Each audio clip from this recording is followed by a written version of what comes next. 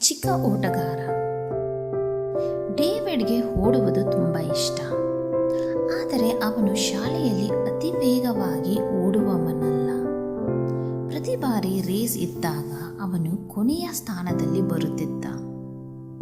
ಒಂದು ದಿನ ಒಂದು ದೊಡ್ಡ ಕ್ರೀಡಾ ಕಾರ್ಯಕ್ರಮವನ್ನು ಘೋಷಿಸಲಾಯಿತು.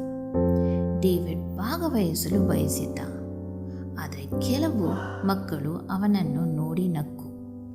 ನೀನು ಎಂದಿಗೂ ಗೆಲ್ಲಲಾರೆ ಎಂದರು. ಡೇವಿಡ್ ದುಃಖಿತನಾದ. ಆದರೆ ಅವನ ತಾಯಿ ಯಾವಾಗಲೂ ಹೇಳುತ್ತಿದ್ದುದನ್ನು ನೆನಪಿಸಿಕೊಂಡ. ಪ್ರಾರ್ಥಿಸು, ದೇವರನ್ನು ನಂಬು ಮತ್ತು ನಿನ್ನಿಂದ ಸಾಧ್ಯವಾದಷ್ಟು ಉತ್ತಮವಾಗಿ ಮಾಡು. ದೇವರು ನಿನಗೆ ಶಕ್ತಿ ನೀಡುವರು. ರೇಸ್ ದಿನದಂದು ಡೇವಿಡ್ ಒಂದು ಚಿಕ್ಕ ಪ್ರಾರ್ಥನೆ ಮಾಡಿದ. ಪ್ರಭುವೇ, ನನ್ನ ಪೂರ್ಣ ಹೃದಯದಿಂದ ಓಡಲು ನನಗೆ ಸಹಾಯ ಮಾಡಿ. ನಿಮ್ಮ ಮೂಲಕ ನಾನು ಇದನ್ನು ಮಾಡಬಲ್ಲೆ.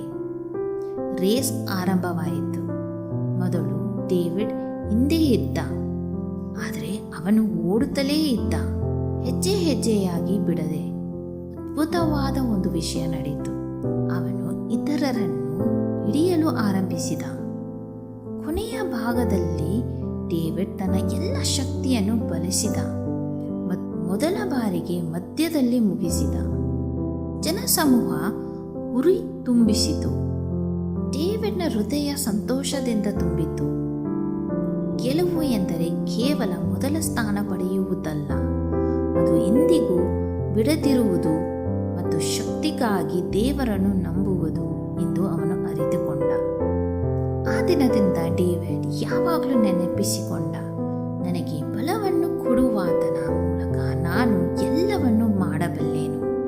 ನನ್ನನ್ನು ಬಲಪಡಿಸುವವನ ಮುಖಾಂತರ ನಾನು ಎಲ್ಲವನ್ನೂ ಮಾಡಲು ಶಕ್ತನಾಗಿದ್ದೇನೆ. ಫಿಲಿಪ್ಪಿಯವರಿಗೆ 4:13.